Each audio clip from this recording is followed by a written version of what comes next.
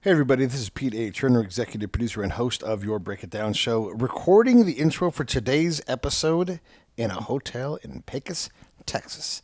That's right, Scott Husing and I are on the road traveling cross country in effort to raise awareness, continue awareness, and fight PTSD and veteran suicide. Why are we doing that? Well, because Scott lost a friend, David White, to suicide through alcohol, and we thought, well, let's just get on the road and let's go remember his friend, put the word out there. And I got to tell you, everybody is crazy about what we're doing. They're coming out and they're supporting us all across the states that we're traveling. If you're not sure where we're at, Instagram is the best place to follow us. Facebook also, Save the Brave. On Instagram, it's SaveTheBrave.org, or you can just follow our own personal accounts and you should be able to see what's going on. We're driving 7 to 9 hours every day, getting across the country. Tomorrow we'll be in the Dallas area. Then we're going to be in, I think it's Mississippi, and then after that we'll hit Atlanta and then break and go into South Carolina for the funeral, and then we'll head right back. So if you want to track, you want to participate, you want to donate, you can always go to Save the Brave, SaveTheBrave.org, and drop money in there, and you can definitely follow along on the adventures. We're trying to be funny, we're trying to be serious, we're trying to stay safe through COVID and all those things, and it's a big part of what we're doing. Hey, by the way, because we're talking about charity, today's guest is Fabien Cousteau. Yes, from the famous Cousteau family, Jacques' grandson. So a multi-generational family that spent time in the oceans, and we're very much better for it. These guys understand the ocean at a level that is just uncommon anywhere else. And, well, Jeremy McCain, who also loves the ocean, has been a guest on the show. Thank you very much, Sandra Ponce de Leon, for that. But Jeremy said, hey, let's get Fabien on the show, and let's try to help them help the ocean. One of the things that they said in the episode was, the ocean accounts for about 50% of the oxygen that we breathe. Think about that. And we're absolutely killing the ocean. We don't study it nearly enough. And so they're asking that we support their efforts at Fabien Cousteau, OLC, Fabien Cousteau, OLC.org. If you go into the show notes, you'll find it there. That's the best place for it. Or just go to Fabien Cousteau's websites. You'll find the link for it. But please, please, please, if the ocean is at all important to you, please donate. I mean, even a little bit of money is going to help. So that's our big ask for today. You're going to love the episode with Fabien. As always, the live episodes are available on the YouTube channel. You can go get that, and you'll enjoy hearing Fabien talk. This is super important, super fascinating stuff. Hang in there until you hear the story about the groupers that hung out around their underwater space lab. Yeah, they had an underwater space lab, and they lived there for 31 days, and Fabien's just trying to get back in that water, and that's where I want him. All right, everybody, thank you all so much for all of your support. I know you're asking a lot of us, and then the next thing I'm going to do is I'm going to start pushing the buttons on the Prison Chronicles. It should be ready to go in a couple of hours. You guys, I'm so excited. Let me know what you think, please. Retweet, please message me, email me, pete@breakitdownshow.com or P.A. Turner on social media, the Prison Chronicles. I'm asking a lot of you today, but it's a big day. We have a lot of things going on. Thank you all so much. I love you, and I cannot wait to hear from you about all of these things. Thank you very much. Here comes Fabien Cousteau. Lions Rock Productions. This is Jay This Moore. is Greg Proops. This is Jordan Harbinger. This is Dexter from The Offspring. This is Nathan This is East. Sebastian Younger. This is Rick Marotta. This is Stuart Copeland. This is Mick Gillette. This is Andy Summers. Hey, this is Skunk Baxter. This is Gabby Reese. This is Rob Bell. Hey, this is John Leon Guerrero. Hey, and this is Pete A. Turner. Bonjour, je m'appelle Fabien Cousteau, and today we are on the Break It Down show. Je m'appelle Pete. Le Turner robinet chaud et à froid. Yeah, that's my French. Hey, so we got Jeremy McCain on, and it's great to have you here, Fabien. We were already talking about things, so I'm going to shut up and get out of the way and let Jeremy do some of the asking. Well, everyone, thank you for joining the show. And Pete, thanks for having me and Fabien on the show, which is always, it's cool to watch your show, but it's even cooler to be on your show. So thank you. So here we, Fabien, like I just, you've got so many really cool things that you're working on. I think maybe could you give us a little bit of history of, everyone you're referred to as an aquanaut. Like, could you give us an idea or give the audience an idea of what an aquanaut is and really how you got your start in all this? Well, Jeremy, I think you hit it right on the head, right? I mean, an aquanaut is essentially an astronaut underwater. And although most people think of going into the ocean as a scuba diver or a snorkeler or a free diver or what have you, an aquanaut is essentially a saturated scuba diver. And by that, I mean that when you learn to scuba dive for the first time, you actually, it's funny that I mentioned this because I have some dive tables right in front of me here, not for this show, but for some work that we're doing. And you learn from these dive tables as a recreational scuba diver to avoid what's called decompression obligations. And so the benchmark rules were essentially you could go down to 60 feet for 60 minutes or some variation thereof to avoid decompression obligations. And decompression is simply a term that you use for those who go down and stay down for a certain amount of time. When you come back up, in order for the nitrogen bubbles, that's part of the air that you breathe, not to become big in your circulatory system, you go up slowly and you go up in stages, right, into certain levels. When you're a scuba diver, recreational scuba diver, you avoid that by going by these dive tables. And if you don't, nitrogen has a tendency to bond or to get together into bigger bubbles, a little bit like when you shake a Coke or a soda bottle up and you open it up. And that's something you don't want to have happen in your system. Now, when you're a saturated diver, and that could be a commercial diver, that could be a lot of things, you have to do these extensive decompression stops. And that could be, it depends on what your parameters are, but essentially you're stopping at certain levels in the ocean so that you have time, or your body has time to eject the nitrogen out of your system in a safe fashion. When you're an aquanaut, you maximize those decompression obligations, right? So all of a sudden you go from recreational to the other side of the world. There are some very real serious repercussions from that if you don't abide by the rules and regulations. So let's say you saturate at 60 feet. Doesn't sound like a lot, but you're down there for more than a day. Then your decompression obligations in order to come back to the surface safely is about 24 hours. And it's actually 18 and a half hours, but by the time you prep, by the time you exit, in this case, a habitat, your decompression obligations take about 24 hours or so, maybe a little bit less. And one of the safety things that we do as aquanauts is you get on and off oxygen to purge that nitrogen sooner out of your system.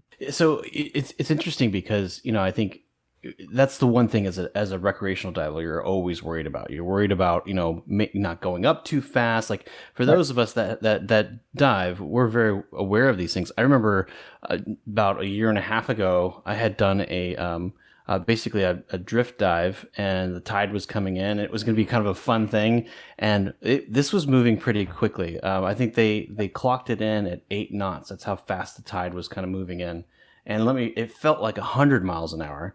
But very quickly, my computer is beeping at me because I'm going up too fast. And think, well, what am I going to do here? And the panic thing is a real thing in a situation like that, because it's like you really don't have control over it. And so you think about all of those things kind of going up. I would think, and in that scenario, like every bit of training that you have as a recreational diver, it's like, I remember when I first started doing it back in 1997. You've probably been doing it longer, but my instructor at the time said, Jeremy, he goes, a good rule of thumb is you don't go up any faster than the tiniest bubble that you can see from that's obviously your from your bubbles. You'll see like these little bubbles, and just don't go any faster than those. That's a good rule of thumb, but just try to stay down as long as you can as you're coming up. Well, what I would think about, like on a saturated dive, I mean, how do you guys I guess alternate to get to a point where it is safe to come back up after you've been down? So if you're down for say a day versus 31 days, like in your case, like you did, is there a longer period of time that you have to kind of acclimate to get back up? How does that process even work? Well, so first I'd like to precursors that by saying that by and large, scuba diving is a very safe recreational activity if you follow the basic rules. Right. There's a lot of built-in safety in these Always follow dive the tables rules. and everything else. So although panicking is certainly the worst thing you can do underwater, a lot of people Totally. do it, especially in the scenario you're mentioning, because there's no way you can fight an 8-knot current or even a 2-knot current. I mean, it's Breathe out a lot. yeah, and so you have to be careful with these things, of course, and try not to get yourself in those scenarios. But essentially, a recreational diver is a no decompression diver, right? So in theory, you can go to the surface following your bubbles, not faster than your bubbles, relatively safely to the surface. There's something built in also as an additional safety, which is a safety stop. Or, you stay, for 3 minutes at 15 feet or so, just so you can, hedge your bets, right? Yeah.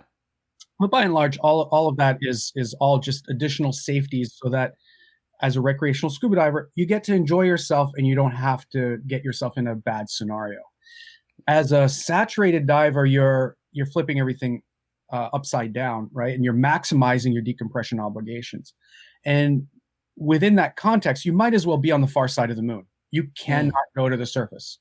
Even at 60 feet, saturated at 60 feet or 3 atmospheres of pressure, you're basically, if you go to the surface in a panic and you don't have a decompression chamber at the surface, within 15 minutes, you're going to exhibit, minor signs of, things like paralysis and death. So these are things you kind of want to avoid. And like I said, you might as well be on the far side of the moon. And if you're a saturation diver at the bottom, regardless of whatever depth you're at, you are relegated to whatever means necessary to decompress from that spot or from an area within there to the surface.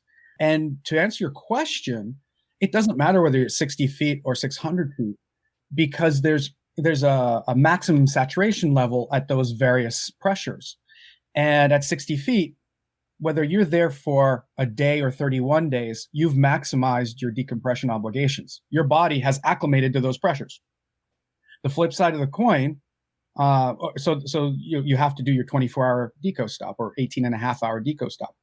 But the flip side of the coin is that gives you something absolutely invaluable, which is something that's always frustrated me as a scuba diver, which is your limit of time, right? That's 60 feet for 60 minutes. So you're scrambling to get things done. Or if you're on a recreational dive, it gives you just enough time to start enjoying yourself. And all of a sudden you have to go to the surface, which is really frustrating. It's horrible. It is.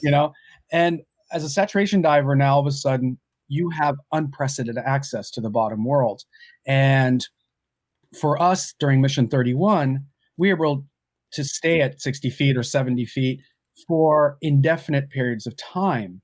And that means that all of a sudden our 1-hour dives or 45-minute dives become 2, 3, 4, 5-hour dives. And the only reason we're going back is because we're cold, we're tired, we're hungry, we need to go to the bathroom. And so we go back to the habitat. But it gives you the luxury of time that allows for much more extensive science, much more extensive filmmaking, and just the general enjoyment of being in that underwater jungle, that underwater city. I want to ask you about the progression of this tech, because we've had Herbert Nitsch on the show. I don't know if you know him. He's a free diver. Oh, yeah. He's a champion free diver. Sure. Yeah, 837 feet. That's like a World War II submarine. But he's had to develop and invent his own things, his own kind of goggles. If I remember correctly, he snorts salt water into his sinus cavity to keep it from. It's incredible. And then he decompresses on the way up. He calls it taking little naps. It's bonkers to do that. But he had incrementally work on these problems. This is for the audience. You guys probably know this, but the pressure is so great. I think it's his spleen acts like a third lung, and the oxygenated blood that normally doesn't get out of there gets crushed out and then sends a blast of oxygen. It's insane. So as you guys are figuring these things out that sound insane as you describe them, how do you test it? Do you do it on, a lab animal? Do you just say, we think this will work and go for it? Like Evel Knievel style? Like, how do you make these leaps to understand? I mean, because you're pioneering stuff all the time. Well, it's a great question and a very, very specific one. So depending on what organization you are, right? I mean, a Herbert Nietzsche or a Fabien Cousteau, we're in the public world. We're not commercial. We're not Navy. So we are doing things based off of what's happened, the information and the knowledge that's passed down from generation to generation. And of course, we're pushing the limits within safety parameters, a little bit at a time. And, Herbert probably got down to the 800-foot mark and beyond incrementally. Right. And that's basically how we're doing things, because you learn things with each step, and then you learn where your parameters are and where your limitations are. In the military parameters, we don't know. We kind of know, but it's classified. So, I mean, the stuff that they're doing, of course, is very advanced as well, but their parameters with pushing the limits can be very different. And so, and I'm being very careful with this because I don't want to be blacklisted from working with the navies of the world. But it's they're doing some very extreme things for very different reasons. What we're doing it for is for science and for research on things like biochem compositions of deep water sponges, things like that. And so the necessity for going deeper and longer and further is driven by a different kind of knowledge set than it would be for, say, a military application or even a commercial application. So you touched a little bit on this before. Why? This is going to be my interest, and I think maybe the audience as well. Is like, there might be some people watching now thinking like, yeah, okay, you can do it, but why bother? So could you tell us a little bit about maybe your upcoming project and why it's important to go to the bottom for such a long period of time as you would define? Well, it's comfortable not to go outside your box, right? It's comfortable to sit on a couch and watch TV and all that, and we all love doing that. But at the end of the day, I wouldn't be a good explorer if I were to ask why rather than why not. And that's really important, because for us as a society to be able to better ourselves, to be able to advance, to be able to go to the next step in evolution, we need to be able to keep pushing those boundaries of knowledge beyond sometimes the comfort zones, and certainly beyond our current parameters, so that we understand where we stand, how we can better address the challenges that we face today, and get a better sense of, in this particular case, our ecosystem, our life support system, which is the ocean. This is an oasis in space, and the thing that sustains all life that we know is the ocean, is water. It helps generate it generates every other breath that we take. And it's much more complicated than that, but basically the ocean provides for us every other breath that we take. So imagine if you take that away. Wow. If we didn't know that. And in many ways, we're acting as if that didn't matter, because we're treating our oceans as an endless resource in a garbage can. And there are a lot of very real repercussions that we read in the newspapers every day, including the fact that when you go to a supermarket or restaurant, you're playing Russian roulette. You're taking your chances that about 50% of those that sea life that you're eating is now full of microplastics, because we've been dumping it into our ocean world. And so all of those things are fundamental knowledge that we need to better understand, so that we as individuals, whether we're aquanauts or not, whether we're even scuba divers or even care or even have seen the ocean or not, understand that fundamental interrelationship and make better decisions in our everyday lives as much as we can, because cumulatively that makes an enormous impact. Taking the plastics issue, for example, and COVID is certainly affecting this, but essentially each and every one of us in North America is using on average 8 single-use pieces of plastic in our everyday lives. Jesus. a vast majority of that goes into the ocean. That's over 300 million pounds per year in our ocean every year. So it's alarming when you hear these words. But how easily can we address this is actually fairly simple. Imagine if each and every one of us eliminated 1 to 2 or more single-use plastics in our everyday lives, things that we really don't need, wrappers and plastic bags and all this stuff that we discard without thinking about it. There's no throwing things away. That's something that we have to start registering, is the convenience of throwing away. There's no way. This is a closed loop system. So, it affects our lives in very fundamental ways. Whether we love the ocean or not, whether we have seen the ocean or not, our actions are impacting our health. And so to be able to understand this in maybe more concrete ways, and doing that research is of fundamental importance. Beyond this, things like deep water sponges are now giving us chemical compositions to combat leukemia and other cancers. Cone snail poison, venom, is now being synthesized to combat or to be a pain mitigator. So there's now a treatment that from the cone snail venom that is 1,000 times more potent than morphine without the side effects. Wow. So imagine that boom to the medical world. And that's just one aspect of the things that we can, or two aspects of the things that we can really stand to benefit from pushing those boundaries to go longer, deeper, and further, and to really get down to that final frontier and do all that scientific research in a very efficient way. Yeah, and I think those things are really fascinating, because it's like, we don't know what we don't know. And I think that's really the other really exciting thing about what you're doing. I mean, it's been said that we know more about space than we do our own oceans. Yeah. And, a lot of that is because in some ways it's a lot easier to get to space than it is the deep ocean. But you have a really amazing project, Proteus. And yes. And I would love to learn, I'd say I would love to learn. You and I have talked about this in great lengths. There's always something for me to learn, but I think it'd be really great for the audience here to kind of really understand kind of this next evolution of what you're working on. And I'd be curious to also have you share what your vision is for that project.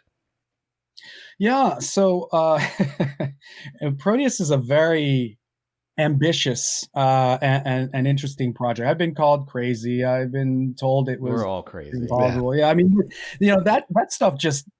I mean, for people like that just drives me to want to do it more and prove them wrong. And by and large, where there's a will, there's a way, and nothing is impossible. I wish that word would be stricken from the dictionary, because it's an excuse not to do things. Well, that's how I got married, to be honest with you. It worked out. And Waylon Jennings says, "I've always been crazy, but it kept me from going insane." Yes. So there you go. There you go. And that's a perfect saying. I mean, the Proteus. I just realized I have notes behind me from that project. But Proteus is essentially building on some very real, concrete fundamentals that have been proven possible by the advent of underwater habitats that started with Conch Shelf 1. And I'm distinguishing habitat from shelter. Okay. And if you want, I could go into those details. But an underwater habitat is essentially a house underwater combined with a workspace underwater. So it's a life support system that provides that you can eat, sleep, live in, and of course be based out of. And it provides a working space that you can bring back your samples or the information that you've acquired wandering outside that habitat into the ocean column, and work on it from a dry environment, but suitable to that pressure depth. Essentially, it's an underwater laboratory, if you will. And it's very distinct from other tools that we have, like submarines, like ROVs, probes, etc. Of course, diving from the surface from a boat, in that it allows the residents of that habitat to acclimate to the local pressure and to be able to wander out into that water column on a unlimited or fairly unlimited basis. And that's very different from a submarine. A submarine Right. or an ROV, for example, allows you to go to great depths, but you're there for a limited, finite amount of time. Same thing with scuba diving. Same thing with a lot of other things. So it allows the scientist or the explorer or the researcher to go out there in that final frontier and do their work for as long as they need to go to do it, and then come back to a dry, unpressurized environment or locally pressurized environment to do the research. And it for Mission 31, which is when I spent 31 days at the bottom of the sea in Aquarius with my team, we were able to do 10 to 12 hours of diving a day each until That's we got amazing. exhausted. And that cumulative effect of research allowed us to do over 3 years worth of scientific experiments in that 31 days. So there's a coefficient of time that's invaluable.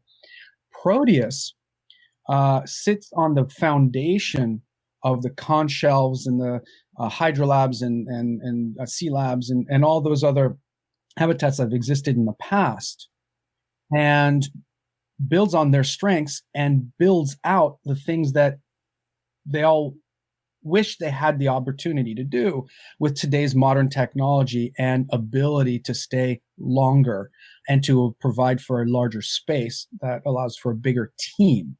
And that provides an opportunity for much more extensive research. Yeah, and when you're down there, I mean, because you mentioned it both in the submarine and as a scuba diver. I mean, it's no time is ever enough. It seems to be for me, because it feels like the second that I'm down, it's like I already have to start thinking about coming back up. And what are some of the things like with Mission 31 that you were able to kind of understand about the undersea world that you hope to kind of extend greater knowledge through Proteus?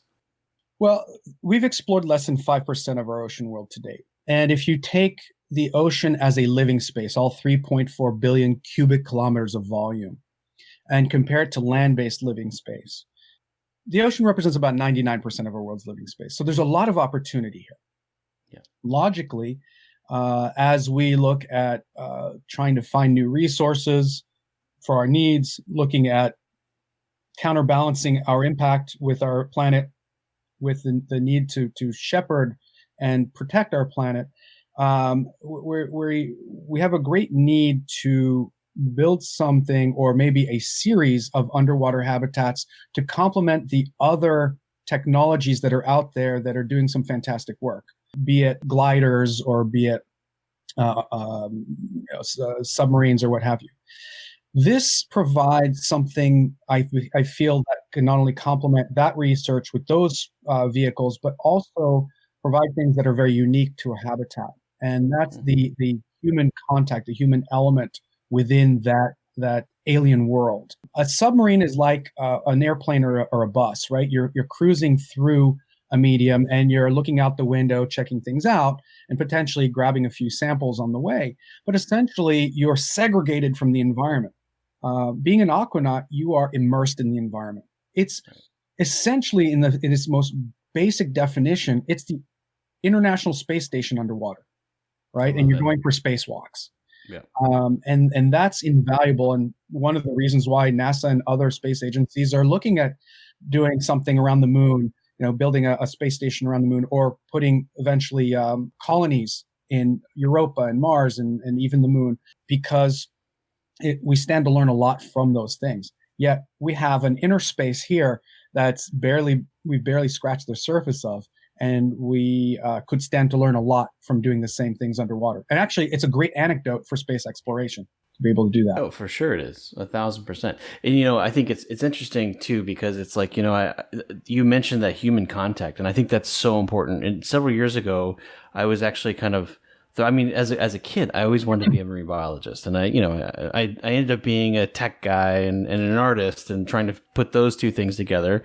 And along the way, I got asked by the National Oceanic and Atmospheric Administration to come along and do some general health assessments with humpback whales.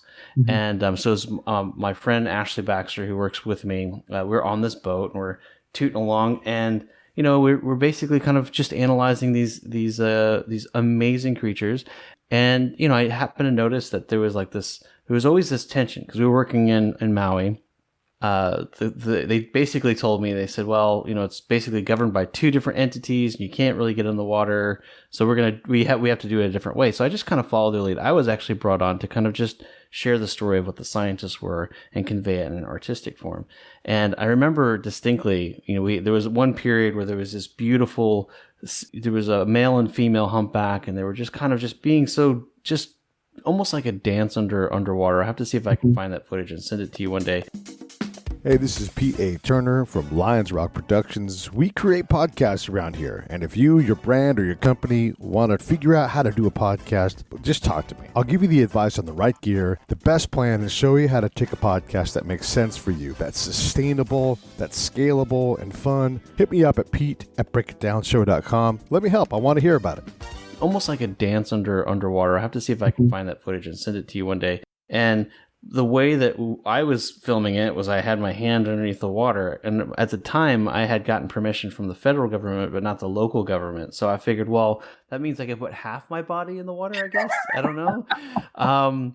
But they were also filming with a pole. And I remember thinking to myself, it just seems like we're doing it the hard way. And without me even saying anything to Ashley, she kind of piped up and she went to one of the scientists and she's like, well, how long have you been at NOAA working on this project? She's like, well, I've been here for about 12 years or so.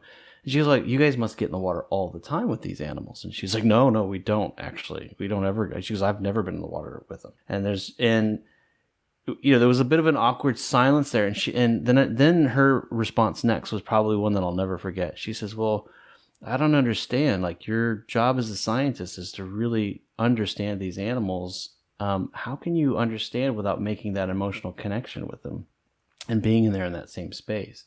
And she said, well, it's just simply not what we do. And it's not because it was anything other than that's not the protocol. And I remember thinking in that moment, I thought, well, if I really want to know these animals, I need to go get in the water with them and I need to go do it in a way. And so I've since done that several times. But the thing is I think what you hit on is such a really important part. It's because, we can study these things from a distance. And I do think that ROVs and submarines definitely have their place. But then there becomes that emotional connection of what we really understand. And I think, don't you have a story about a grouper that used to kind of visit that area? Could you maybe tell us a little bit of what you guys were able to glean just by being underwater for an extended period of time? Sure, absolutely. And you know better than anyone. I mean, you and I are tech weenies. You've invented some pretty awesome Guilty. stuff. But and I love technology. If used properly, absolutely, without a doubt, that helps us further our causes. But the human element, which is what you're talking about, is what makes us us and what makes us unique. And that interaction, that human interaction with what the subject matter is fundamentally important for us to better understand. And what you highlighted in your story about not being able to get in the water and having to use a pole cam is so archaic.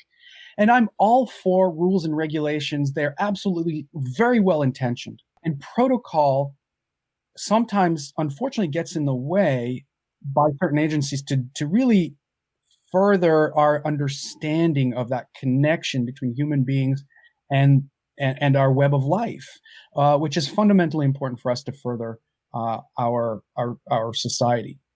But that said, I'm not encouraging people to just break laws and jump in. Absolutely they're there for a reason. Yes. But in that same scenario you were talking about before I go to the Goliath Grouper is we, during the PBS series called Jean-Michel Cousteau Ocean Adventures, Jean-Michel Cousteau is my father, we went to the Humpback National Marine Sanctuary in Maui, and we were able to weed our way with great difficulty through that protocol, and we were able to get down into the water with rebreathers and film the humpbacks mating. And there's no substitute for that when you're telling a story to an average person who's not a scientist. For them to connect with those animals, you have to be able to show that tactile nature. But you have to do it in a way that is respectful to the animals, respectful to the laws, of course, and has a message that is valid. Now, for your Goliath Grouper entertainment, yes, during Mission 31, man, I had a great time. I'm probably a nutball because the saddest moment I ever had during Mission 31 was on the 31st day when we had to go back to the surface. That was probably the saddest moment I've ever had in my life, having to give up that habitat and that luxury of being at the bottom with my new friends in the coral reef, to go back up to the surface, which arguably, when you pierce that blue veneer back in reverse, you go from a fireworks display of life and action and soap opera to relative emptiness, really. It was crazy, the shock that I had coming back up. When we were down there, one of the residents of around the habitat was a Goliath grouper that we named Sylvia, after Dr. Sylvia Earle, one of our family friends and an amazing champion of the ocean. You know her very well. And there was another one by the name of Jacques Cousteau, who was kind of a bigger, older male grouper. He would show up every once in a while. But Sylvia was a resident underneath the habitat, and so we had a chance to see her every time we were in and out. And she was at first very shy, and then eventually she let us get closer. But what's cool about Goliath grouper, they're a highly endangered species, by the way, that only really are found in any number in the Florida region, because they're protected there for now. And I say for now with unfortunately some sadness, because people are trying to start hunting them again. No. These animals are like big puppy dogs. It's not even a challenge. So right. To fish them is just silly, but whatever. The point is that we got to hang out with Sylvia a few times, and she would let you know when you got a little too close, just like a lot of Goliath groupers. The Goliath grouper boom, or bark, if you will, is a shockwave so powerful that if you're really close, you can feel it. It feels like someone punched you really hard in the chest, and you can feel it in your air cavities, which are your lungs. There was, I remember we were filming slow motion, a boom of, I think it was Sylvia. And if you do that with a camera that's slow, that does enough frames per second slow motion, you can see a cavitation bubble that is hotter than the surface of the sun for just a split second. It is amazing how powerful that shock wave is, and that's what stuns their prey before they slurp them up. Right. It's a pretty phenomenal thing. But Sylvia was really a pretty cool Goliath grouper, and like I said, big puppy dog. I mean, we got close enough to touch her. Obviously, we didn't, but we have some pictures of one of my aquanauts, Liz, just hanging out, face to face, watching each other, observing each other, and it was just really cool. And she let us watch her, predator prey behavior and all sorts of other stuff.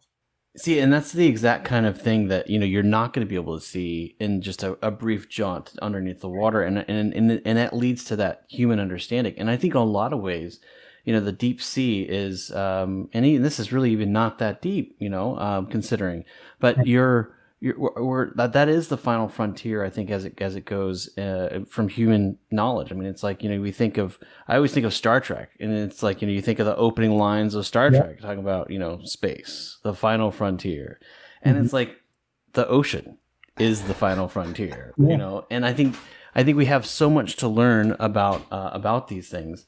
And I'm constantly just in awe at the stuff that kind of comes back. I mean, some of the reasons too that I know that Proteus is potentially a thing that many people will look at. I think there's also kind of like you touched on it a little bit, but there's kind of like a medical benefit as well of the things that we learn, the things that we'll understand, and how that can help us kind of change the way that the pharmaceutical world looks at things. I think that's another really amazing thing that you guys are doing. Maybe switch gears just for a minute. I a couple years ago at IUCN, I had the pleasure to meet former President Anote Tong of Kiribati, and he was saying because of rising tides, rising oceans, we're about to lose our land. So Kiribati, Tuvalu, Maldives, those were some of the countries that were facing, because like Maldives, for instance, I think their maximum height was like at 6 feet, at 6 feet. So I'm curious, with this technology, I think the other thing that would be interesting is that, could we potentially be looking at a future where we have colonies or civilizations of people living underwater? And if so, is that super far in the future or is it relatively close? What are your thoughts? Well, I think there's the fantasy aspect of that and the reality aspect of that. Technologically, we either have the technology, we can develop the technology, or we have the knowledge to develop the adaptations and the technologies to be able to do that. Physiologically and psychologically, there are certainly parameters within which that may or may not be feasible. For example, if you're claustrophobic, you don't want to be in a habitat like Aquarius. I mean, it's 500 square feet. You've got 6 people in it. It's a nice cozy space, or as I'd like to call it, it's like a New York City studio apartment when you first move in with your bunk mates. But feasibly, can you do it? Sure. I mean, there's already a couple of hotels that have a one atmosphere that have basically rooms underwater, but just under the surface, so you don't have to deal with decompression stuff. But decompression is called Caisson's disease for a reason, and I don't know if you know the history of that when they were building the Brooklyn Bridge and all that. Wow. Essentially, the workers were getting decompression sickness when they were working on the stanchions. Because they were going down to the bottom of the Hudson, the caisson around it was allowing them to go in a dry environment, but you still have those pressures, and they would get decompression. No one knew what that was at the time. Okay. You're going to have to deal with parameters like that, and eventually, we don't know what. Well, I think we have a good idea of what long term, years of being at those pressures might do to our physiology. But more specifically, I think it's impractical to think that we would have large colonies all over the world. Can we do it? Sure. With enough money and enough willpower, you could build colonies in different places. Can you live there permanently? I think for emotional reasons, we're now terrestrial creatures. We would miss the sun. We would miss the birds. We miss all that stuff for a lot of us. Personally, I would trade it up, no problem. But I'm a weird person. I think most people would probably still enjoy being up on in a regular air environment. And then physiologically, there are limitations, and there are aspects that could be real problems. For example, there are a lot of side effects, temporary side effects, when you're at multiple atmospheres of pressure. Infections go rampant much more quickly, so you have to address them much more quickly. Wow. On the other hand, hair and bruises heal much more quickly. Hair grows faster because of the enriched oxygen environment. You lose a lot of your sense of taste and smell. Thankfully, in the case of because you're 6 people for a month together. You can imagine what I'm talking about. And the fact that you have to eat astronaut food essentially, because at multiple atmospheres, cooking is impractical. You cannot have open flame, so you have to do it with a microwave or hot water that you heat up from the surface and pump down. So there are a lot of these kinds of issues that you'd have to work out if it's for long-term deployment. Technologically speaking, there's certainly aspects of that would be very interesting, whether it's actually for colonies under the water or colonies in space, or even just on land to be able to be more efficient, lower our energy needs, lower our consumption rates, lower our pollution rates. We can certainly work on those things from underwater colonies, because now you're talking about a miniature closed loop system that you can apply to a global closed loop system. Yeah. I have a question about the access that you guys have created with this. Surely other scientists have other questions that aren't germane to, grouper or whatever. I mean, I can imagine an anthropologist or an archaeologist are desperate to get down because, they've not studied any of this, and there's has to be history for them to look at and to learn from. That's a great point. I mean, those are aspects and disciplines that could greatly benefit from being on site for extended periods of time. Ask any archaeologist, if you could park a house near where they're excavating. I mean, their excavation sometimes takes years and years and years, decades. That would be so much more practical than having to travel there every time and then going back at night and so on and so forth. So absolutely, without a doubt, those are disciplines that could greatly stand to benefit, you were, Jeremy, you were talking about pharmaceuticals earlier. The biochem industries and all that, of course, could benefit from that.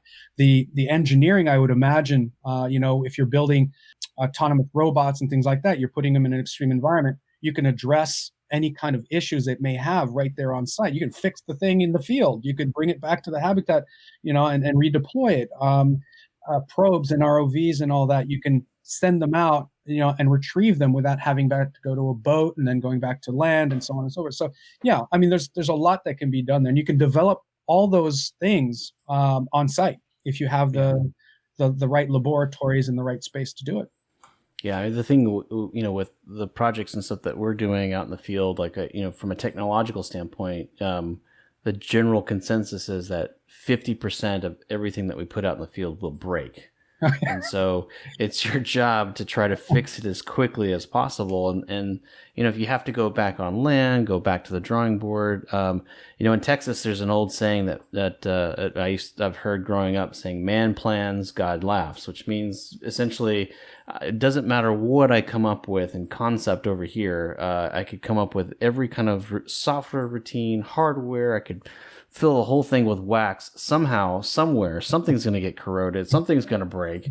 And but having access to, I like how you mentioned having a house next to the excavation site, because that makes perfect sense. I mean, the less time that you're traveling, I think, is really important. Well, I know, Pete, we're probably running a little bit out of time, but I did want to talk to you a little bit about your nonprofit that you started in 2016. It's the Ocean Learning Center that you created, and the mission is to protect preserving the ocean and marine habitats. I'm curious I'm always curious about impact. I'm always asking, like, okay, well, what can we do? Measurable impact. And I know that you've done some really amazing things. So what are some of the ways that your organization has made an impact that you're really proud to talk about? Sure. I'm really proud at the managers and the volunteers. They've done such an amazing job. I can only say that maybe I was an impresario in that endeavor. I mean, they are really doing all the hard work. But before I get on that, if your success rate is 50%, you're doing extremely well. I want to be on your team. Seriously.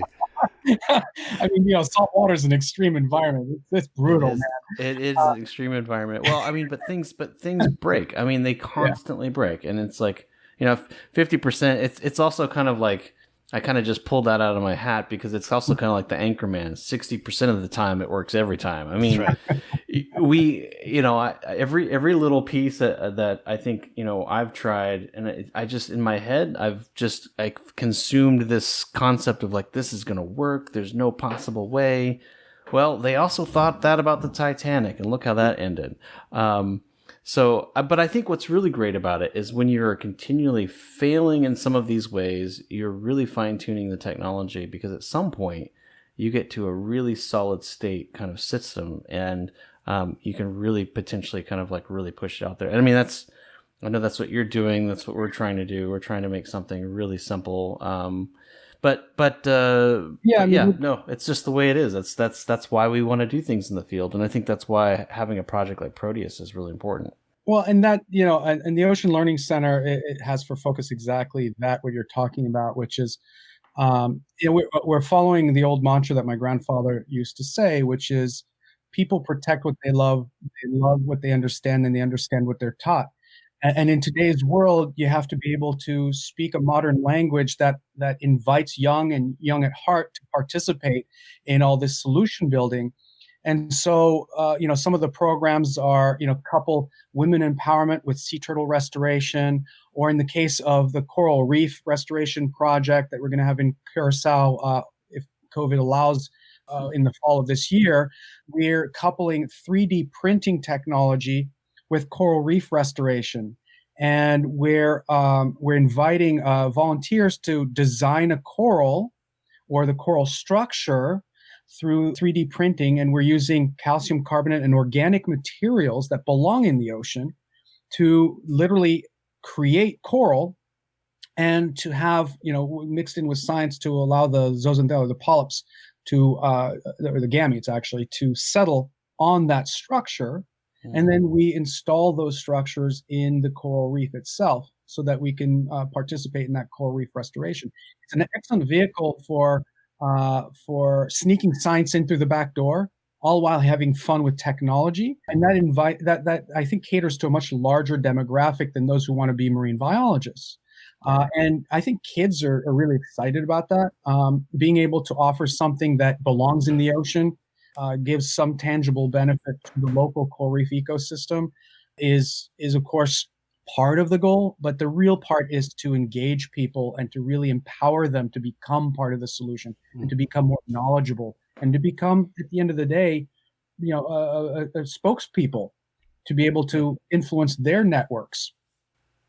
Yeah, and I mean, I think what's so cool is we're at this really interesting part in time. Like the things that we know now, as Sylvia would say, we didn't know a long time ago. We do know we can act, we can do these amazing things, but we also kind of are now at this new pinnacle where we have technology at our hands that allows us to do some really amazing things. I mean, we've got, you can pretty much go to Target and pick up a small little microcomputer called a Raspberry Pi. Yeah, or you can just have your phone. This is actually a quantitative time. I mean, there's just so many more times more powerful than the missions to the moon on the Apollo missions. And it's like, if you think what they essentially had a calculator, and they had people on the ground manually doing math to try to transmit what needed to be done. We're so far beyond that, and what's amazing is we are now at a point where I think we can really start to kind of understand this environment. And I think when we start to no longer separate us from the undersea world, I think ultimately will help, I think it will help longevity. I think it will give us the opportunity. The only thing that I worry about, and I know that you think about this too, is that I think that exploration should not be used for exploitation of the oceans. And one of the things that that I'm very passionate about right now is hopefully trying to find a way to put a moratorium on deep sea mining, because as we talked about, these little gadgets, well, they need these rare earth minerals, and we've got these manganese nodules that have existed on the seafloor for hundreds of millions of years, and it's the least likely ecosystem to change, or adapt to change rather. So. It's just stuff like that I think is really interesting, and I think as we become wiser and we're better connected, I think we'll have some of the things. I think the other thing that's really interesting about what you're doing, both on the nonprofit side and potentially with Proteus, is that it was Captain Paul Watson, I think, said the most dangerous thing or most effective thing that you can have is a camera, and when we actually look at that amazing stuff that's happening and just even that interaction that you had with Sylvia the grouper underwater, and people start to see that, they feel that, they become emotionally connected to it, and then that very well nicely dovetails what your grandfather said about loving the ocean and loving and protecting. So for me, I'm fascinated with all of this because I see this as the tipping point, and I see you right on the front of this tipping point, where as we start to kind of get our toes wet, so to speak. I was going to try not to use a lot of puns today, but we're just getting started. And I would think with the work that you're doing with OLC and Proteus, it's very possible that the kids today could be just as excited about ocean exploration as kids in the 1960s were about space and going to the moon. And to me, that is probably one of the most exciting things that I think we have to look forward to. Oh, you're absolutely right. I mean, I love that you mentioned the Raspberry Pi, for example. That was our controller for our 20,000 frame a second camera underwater. No way. Called the Edgertronic and we had the only two prototypes at that point. And thanks to Grace Young from MIT, we were able to test them in an extreme environment. And the Raspberry Pi was the interface. With technology now, as opposed to a couple of decades ago, you can't get away with anything anymore. And with cameras everywhere, if you're lying, cheating, stealing from the ocean or from anywhere, you stand a very good chance at getting called out. And so there's a very real need, of course, to monitor what's going on in our ocean. And as we go and push the boundaries, you're right. I mean, these things do use all sorts of rare materials that are sometimes available or are now starting to be found at the bottom of the sea. How do we control that, or how do we navigate our way to catering to the needs or the demands of the world, all while doing things in a proper way that doesn't mimic what we did on land? And that requires a lot of discipline, that requires a lot of knowledge, and that requires us to follow protocols and rules so that we can stop living on this planet and start living with this planet, so that we do have a long-term future. Very well said. I think the ancient Hawaiians had it right. I mean, they had figured out a way to be self-sustainable for millions of people. But there was always this concept throughout all of Polynesia about giving back and not just taking. And it's a bank account. It's a natural resource bank account. We're eating away what's left of the capital rather than living off the interest that it bears. And at this point, we need to put back into the capital. Yeah, we do. I mean, we can't expect unlimited economic growth with limited natural resources. It's just not possible. Mm-hmm.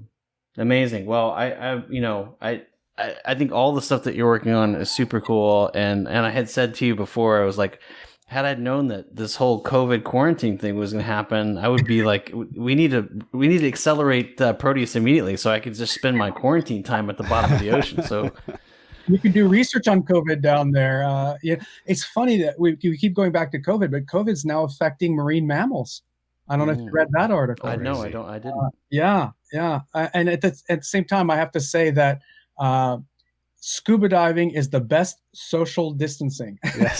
Yes, it is. It beats a walk in the park for sure. I love it. Well, I don't know if it looks like we've been almost on for an hour. Yeah. I've just enjoyed this conversation so much. Pete, your show is amazing. Thank you for having us on. We didn't even hear. We talked over Pete. So I know we did. I know. I feel horrible. Great questions though. Hey, you know what? I learned from Vin Scully. I mostly try to shut up when good people are talking. I let you guys do the lifting, so I get to talk plenty on my own show. Trust me. Well, Pete, thank you so much for having us on your show. Always a pleasure. I can't wait to do this again someday. In the meantime, I hope you all stay safe and happy and enjoy life, all while respecting life.